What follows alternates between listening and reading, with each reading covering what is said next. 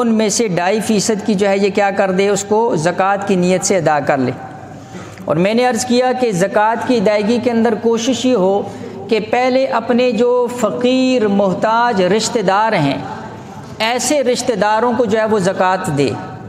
اس کے اندر زکوٰۃ کی ادائیگی کا بھی ثواب ہوگا اور صلہ رحمی کا بھی ثواب ملے گا۔ ہاں، اصول اور فروع کو زکوٰۃ نہیں دے سکتے۔ کوئی بندہ اپنے باپ کو، دادا کو، پردادا اوپر تک ان کو زکوٰۃ دینا جائز نہیں۔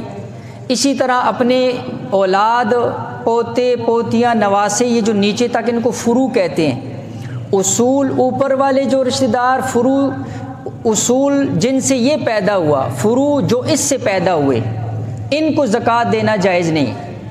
اس کے علاوہ بھائی کو، چچا، ماما، جتنے بھی باقی رشتے آ جاتے ہیں، بہنیں ہیں، اگر وہ صاحب نصاب نہیں ہے اور ان کے اوپر زکوٰۃ لگتی ہے تو پھر ایسوں کو زکوٰۃ دینا کیا ہے، جائز ہوگا۔